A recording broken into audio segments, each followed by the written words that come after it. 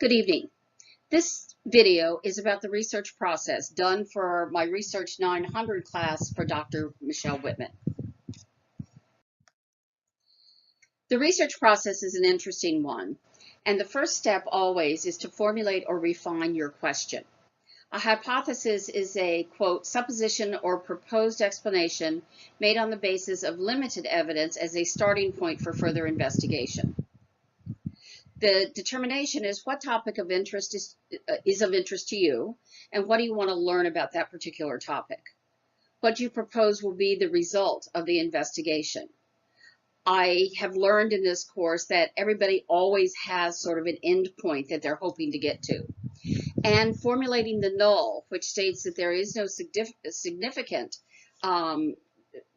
response to your question versus there is a significance in that particular to that particular question.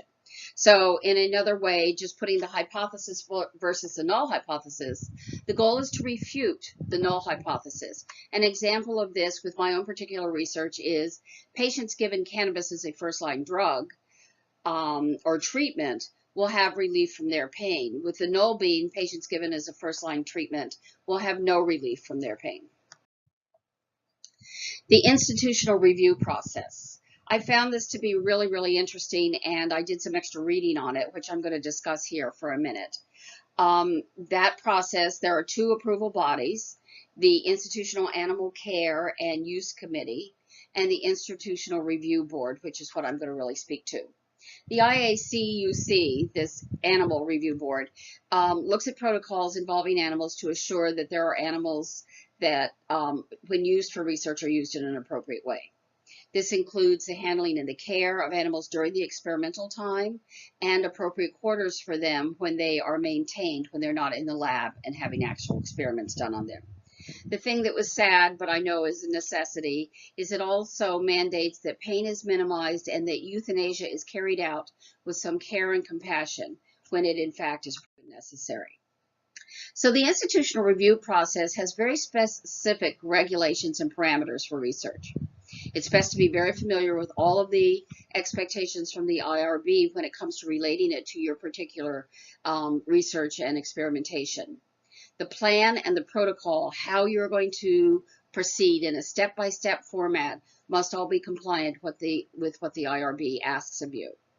You cannot proceed without the approval, so if you are denied in one time, you actually have to make some additions to your research protocol or completely rewrite it in order to get their approval. I'm going to stop here and just talk about one research article that I read, which was really interesting to me. And it's sort of the challenges that IRB leaders view and how they approach those challenges when they are looking at particularly industry-funded research. And I thought it was interesting that there are industry-funded research protocols that are looking to find out if, for example, and this I thought was a great example, if the 21st ACE inhibitor, which is a type of high blood pressure medicine, comes on the market, is there any study that can provide any value or any scientific outcome that we haven't already been able to prove? So in other words, the IRB really not only has to look at the protocol and whether or not it is written correctly, but they also have to, in some instances, and not all IRBs do this, but in some instances, they want to look and see, is there any social value in this particular study? In other words, are we finding out anything that we don't already know about this very wide range of high blood pressure medicines? And they are called ACE inhibitors. So as your 21st one comes on the market, is there anything else, since they're all very similar, that this one is going to tell us that the other ones haven't brought to light the scientific information? So that's something to think about.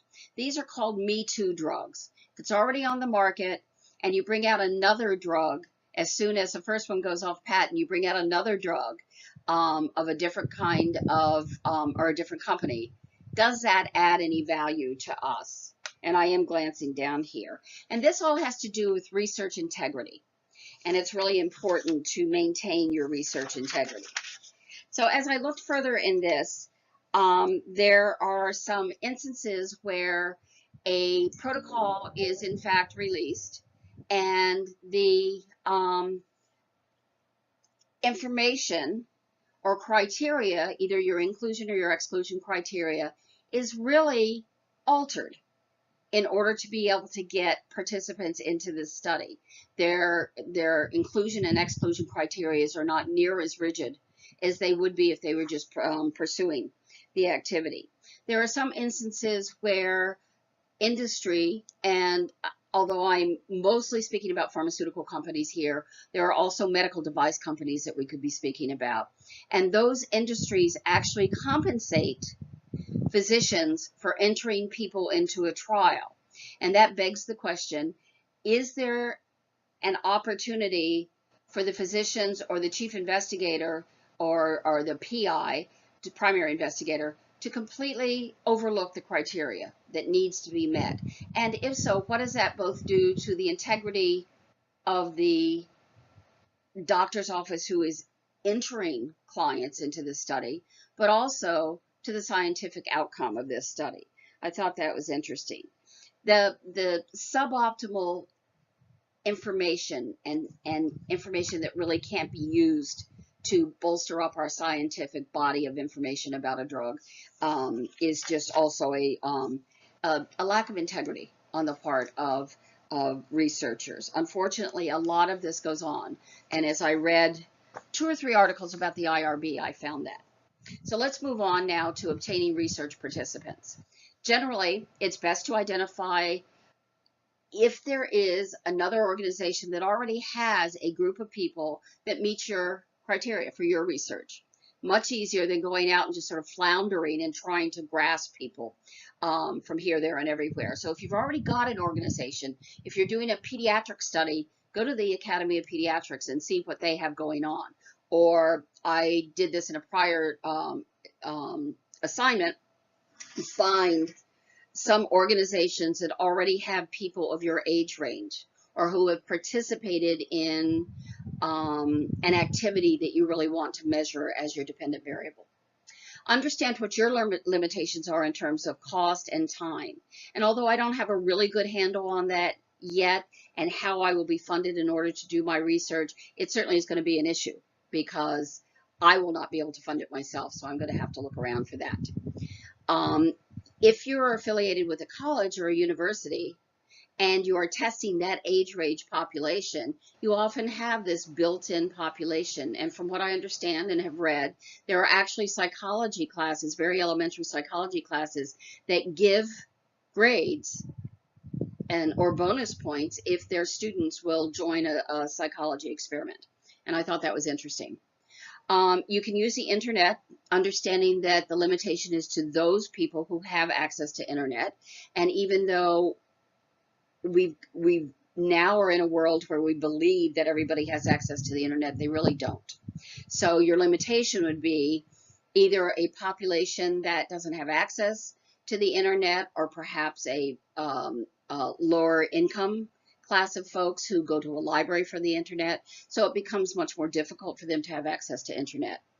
And then professional organizations such as the American Academy of Pediatrics or some organization like that, I am thinking perhaps of using an organization that looks just at pain for my research in the future, and what kind of previous research there has been that has been similar to the research that you're going to be doing.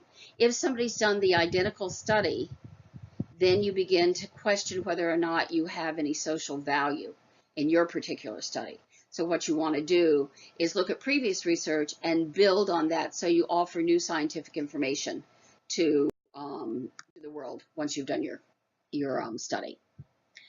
When you get research participants, typically if you go to an organization and then they give you a body of people to pull from, you're not going to have a random selection there. You're probably going to take those folks, and then if you have enough of them, you may use random selection, and if not, during the second stage of your sampling, you'll use random sampling.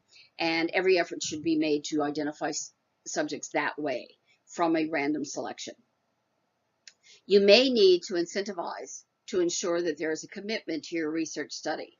But you have to do that in such a way that it doesn't become a situation where the subjects are there only for the money or only for the food gift cards or the 7-Eleven gift cards or something like that. Sample size should be determined by looking at the design of the study, the kind of data variability that you have, and the statistical methodologies that you're going to use. Don't understand all of that yet, but I'm getting there. I did some reading about power and alpha level and effect size. Don't have it mastered, but the power and alpha level are both defined similarly. The probability of rejecting the false null hypothesis, which is really what we're after, or by saying your hypothesis does have a desired effect on subjects. So in my case, what I want to do is increase my probability of being able to report that patients who are started out on cannabis as a first-line treatment for pain fare better than those who are started out on opioids, which is what I'm going to test, as opposed to my null hypothesis is that patients who are started out with first-line treatment do not get benefits from cannabis as a pain relief. The effect size speaks to the relationship between your variables. Your goal is to achieve a higher power within the time and cost limitations that you have, and those constraints are very real. You want to, if you're a doctoral student like me, I don't want to be doing school for the rest of my life. I'd like to get that project done. And so you want to look at a time restraint and also your cost constraints. And there are formulas and graphics to help the researcher make that decision and do it correctly.